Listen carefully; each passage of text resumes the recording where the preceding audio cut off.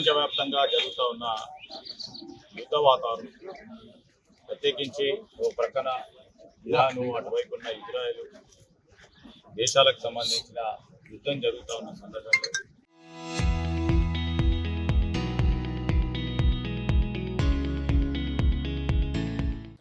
Modi gas సంబంధించిన అంశం విషయంలో కేంద్ర ప్రభుత్వం స్పందించాలి. ఒక ప్రణాళిక సిద్ధం చేసుకొని ఎన్ని రోజులు యుద్ధం జరుగుతూ ఉన్నది, జరగబోయే ప్రమాదం ఉంది, ఆ క్రమంలో కావాల్సిన గ్యాస్ సరఫరాల గురించి,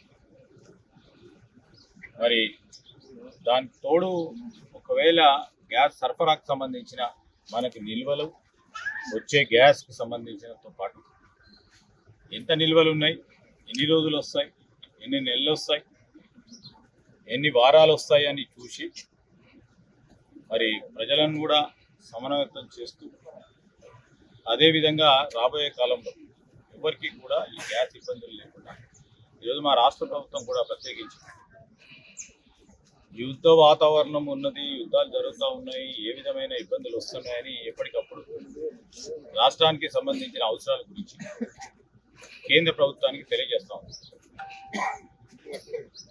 అదేవిధంగా ఎక్కడ కూడా ఇబ్బంది రాకుండా ఉంటే కార్యాచరణ తీసుకోవాలని కేంద్ర ప్రభుత్వానికి రాష్ట్ర ప్రభుత్వం తరఫున కోరుతా ఉంది.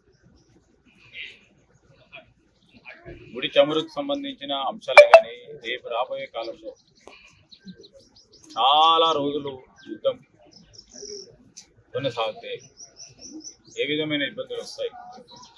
మేము ఇప్పటికే గౌరవ ముఖ్యమంత్రి గారు కానీ, ప్రత్యేకించి మా పౌర సరఫరాలకు సంబంధించిన మంత్రి గారు ఉత్తమ్ కుమార్ రెడ్డి గారు ఈ గ్యాసు, పెట్రోలు, డీజిల్కు సంబంధించిన అంశాలపై సమీక్ష చేయడం జరిగింది.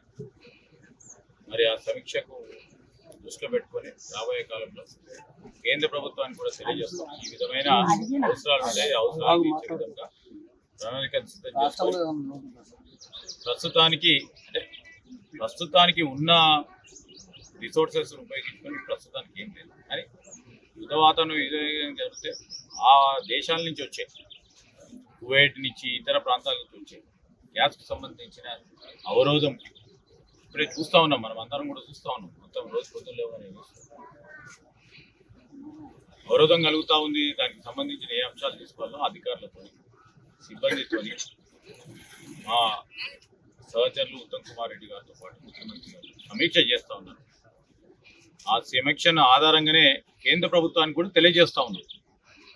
సో వారు అదేవిధంగా రాష్ట్ర ప్రభుత్వానికి సంబంధించిన అవసరాలు తీర్చే విధంగా ముందుకు పోవాలని కేంద్ర ప్రభుత్వాన్ని కోరుతాం.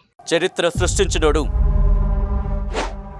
ఇప్పుడు ఆ చరిత్రని తిరగరాయబోతున్నాడు. అబద్ధాల గోడల్ని బద్దలు కొట్టి నిజాలను రాగా మీ ముందుంచబోతున్నాడు. నిజమైన వార్తల కోసం వెంటనే డౌన్లోడ్ చేసుకోండి రా యాప్ని.